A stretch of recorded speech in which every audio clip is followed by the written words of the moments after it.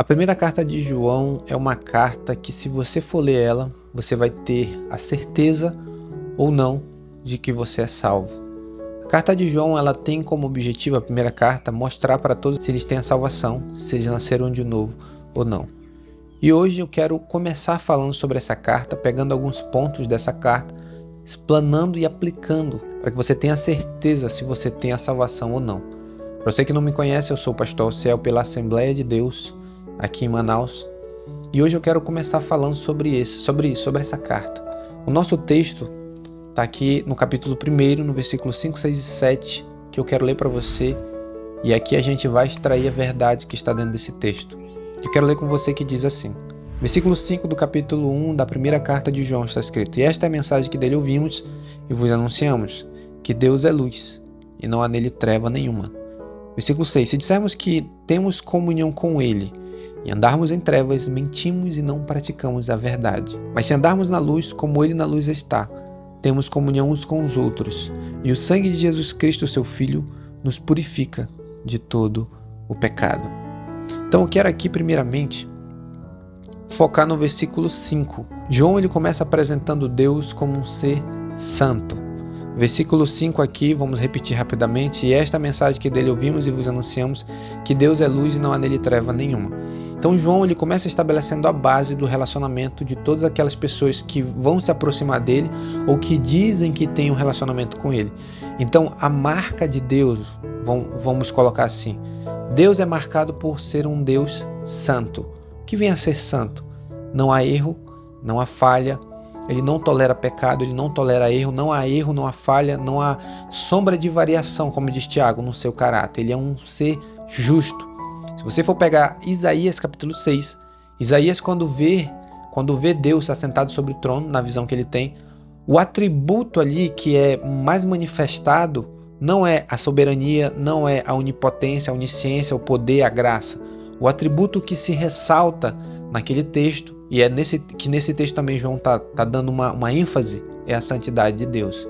Tanto é que quando Isaías vê Deus sentado sobre o trono, os anjos clamavam uns para os outros dizendo: "Santo, santo, santo é o Senhor dos exércitos, toda a terra está cheia da sua glória."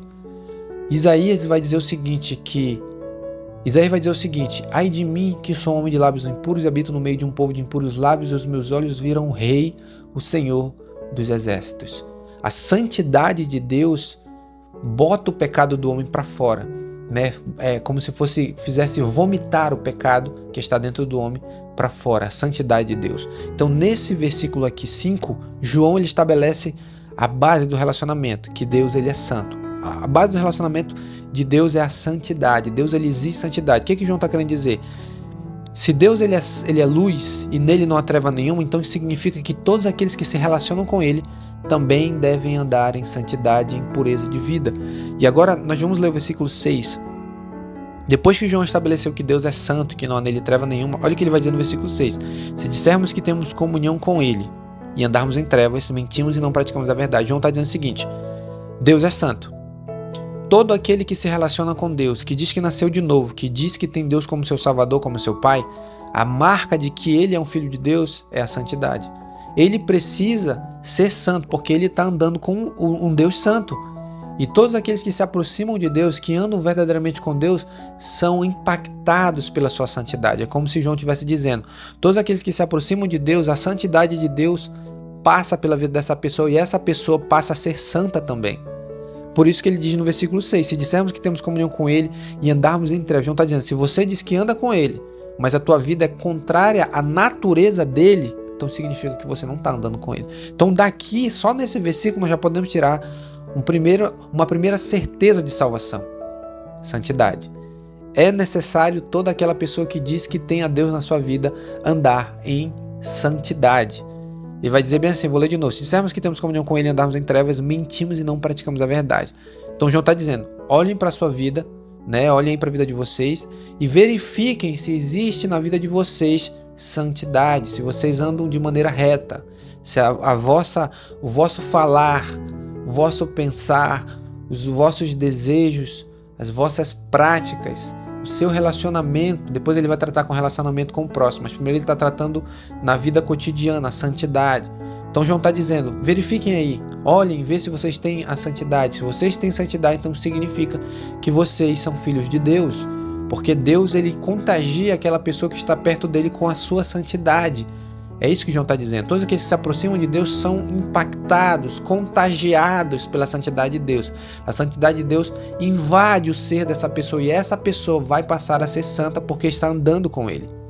É impossível uma pessoa dizer que tem a Deus, que nasceu de novo, que é um crente, sendo que a vida dele é uma vida torta, uma vida suja, uma vida ímpia, uma vida imunda, afundada em pecados e erros. Não existe, não tem como isso acontecer, porque Deus é santo. Se Deus é santo, todo aquele que anda perto dele também vai ser santo. É uma marca do crente, a santidade.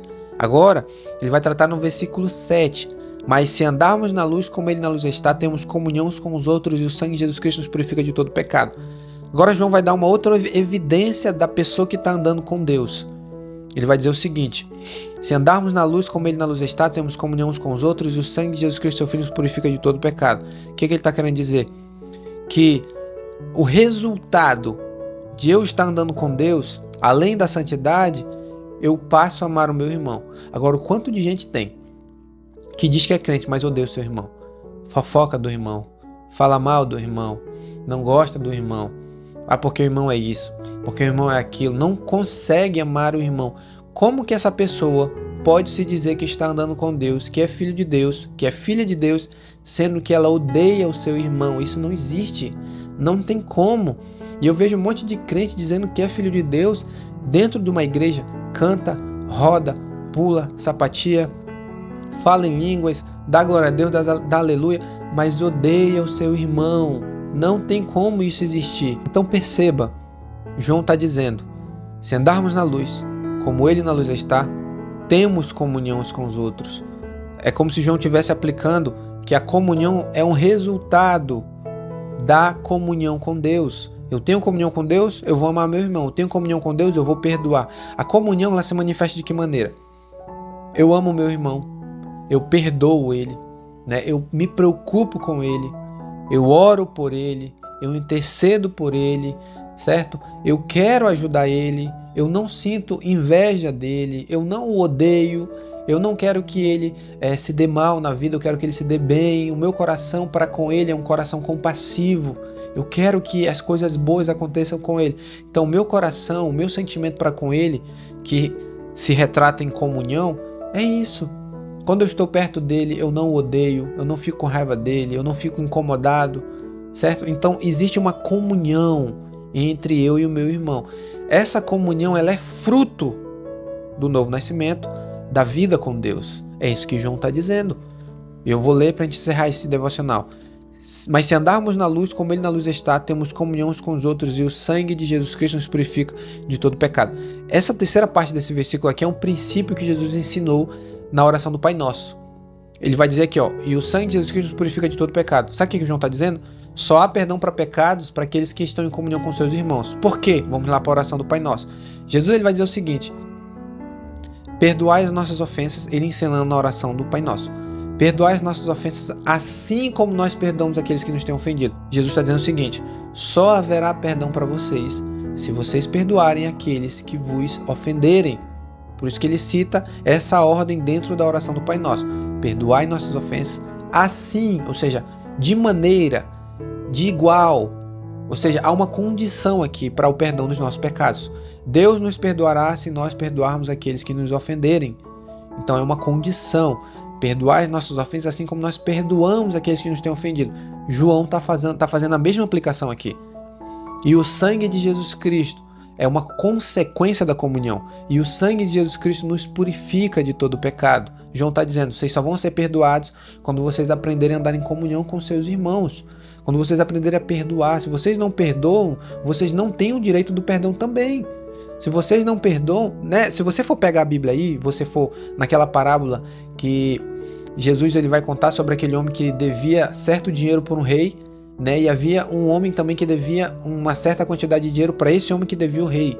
E a Bíblia diz que ele suplicou ao rei, o rei perdoou a sua dívida, só que ele não perdoou aquele que devia também a ele, o seu amigo, né? Bem resumido essa parábola.